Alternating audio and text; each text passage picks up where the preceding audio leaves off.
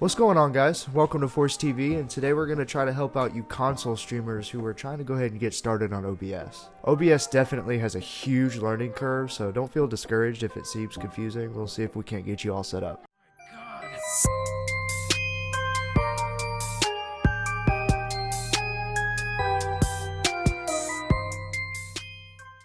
Just a quick reminder before we get started, I stream on Twitch every Monday, Wednesday, and Friday evenings, and sometimes on Saturday mornings if we have time. And a lot of my streams are open, so if you guys want to come hang out and play a few games, or maybe just watch them, feel free to click the link below. The first step in OBS is getting a good PC that'll actually handle it. This is where a lot of us fall short, because a lot of times people try to use their laptops or their older PCs, and then whenever they try to stream, it ends up being super laggy. This was myself for a long time, and a lot of headaches were involved.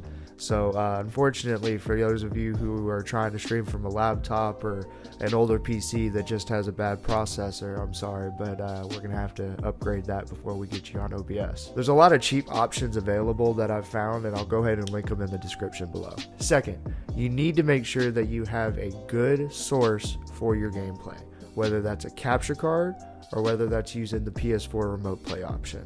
I definitely prefer the capture card, but I mean, some of you may not be able to afford a capture card, and that's okay. So when you first open up OBS, this is what it's gonna look like. You got your scenes, you got your sources, and your mixer. You got your different scenes over here. You can add a new one. This will be your different scenes like starting soon or be right back. You can have a little fun with these and just go ahead and add whichever one you want. But for right now, we're going to go ahead and make this as the live scene. So when we go over to sources, we're going to go ahead and click the plus sign.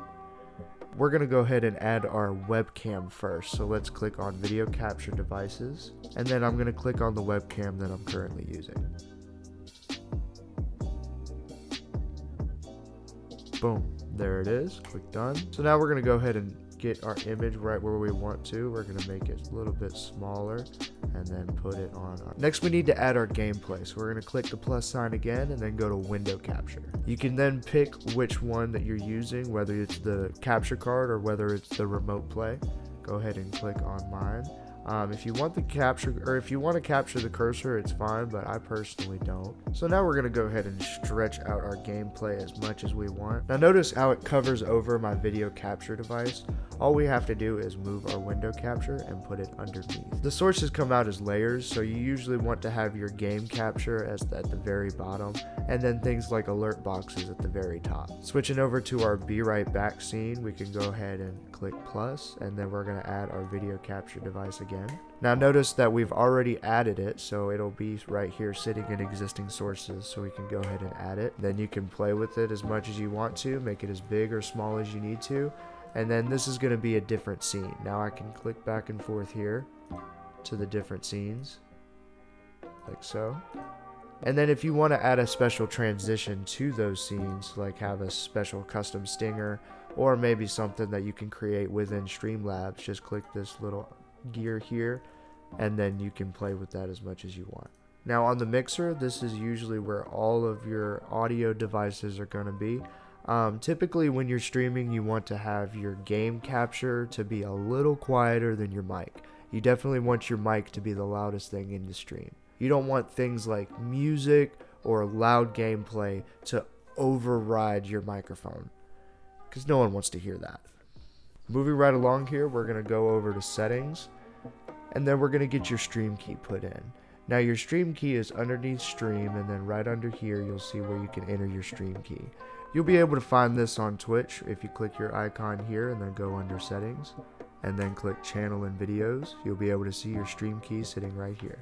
Now that your stream is connected to Twitch, once you click this go live button, it'll immediately get you live on Twitch. Alright, so this is an important part of OBS, and this is the bit rate and how much your stream is putting out. Now for those of you who are running a computer that is just barely able to handle the stream, just like me, I like to run my Streamlabs as low as possible, so feel free to copy my settings if you have the same issue. I like to keep my video bit rate at 3000, my encoder is at QSV, and the reason for that is if you have a CPU that is a little under par than the rest, you can go ahead and change it from software to hardware because it automatically comes with software and that overloads the CPU, whereas the hardware overloads the GPU. So it lightens up on your CPU some. Your CPU is the number one thing that Streamlabs is using, as well as your capture device, so you want to make sure that that's up to par. Next, we're going to talk about how you can fix different delays that you'll see. Usually whenever you add your capture device in, it'll have a 1 or 2 second delay, and your stream will catch that. So we're going to try to fix that for you. All you want to do here is right click on video capture device and go to filters. Click the plus sign, and then we're going to go into render delay.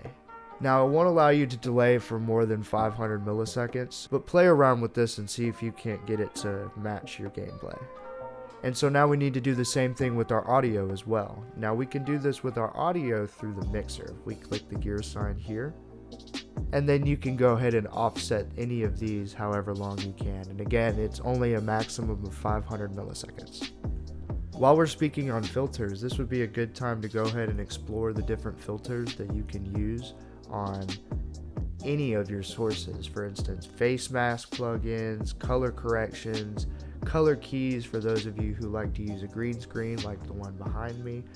There's many things that you can do to personalize your stream. So now we're going to talk about your widgets and your alerts. Now Streamlabs is an excellent program for this because they have plenty of alerts and overlays for free that you can look at. So feel free to click this icon sitting right here on themes, and there's plenty of overlays and alerts that you can look through, and a lot of them are free. So feel free to check them out. But before we get started with that, we're just going to go ahead and do a quick shout out to an up and coming content creator, and his name is TV Willie Wayback. And we'll go ahead and drop his links to his Twitch and his Twitter in the description below. Great content creator, great streamer, and I hope you check him out. So in order for you to be able to hear both your gameplay and your audio at the same time, your headphones have to be connected to the PC. So whenever you're streaming, connect your headphones into the computer that you're streaming off of. After that, you want to take a normal 3.5mm aux cord. This is your everyday aux cord. You're going to plug one into the remote that you usually plug your headset into, and then you're going to plug the other end into the microphone port of your PC.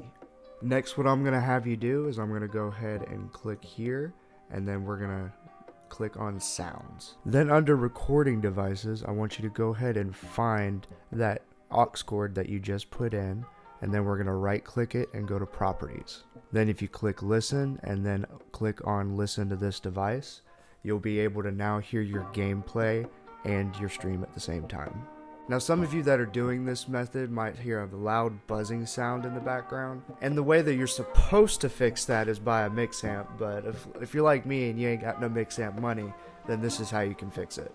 Simply turn down the volume on your PC through your headset, and then you also want to turn down the audio just a tad from your Streamlabs as well. Then you just want to up the volume on your console, then that way that'll be able to counteract the sounds that are coming from your PC. Well guys, I hope this information that I gave was helpful. If you have any other questions, feel free to contact me on Twitter. Feel free to leave a comment or come say hey in chat. Thank you for watching Force TV, and I'm looking forward to seeing you in chat.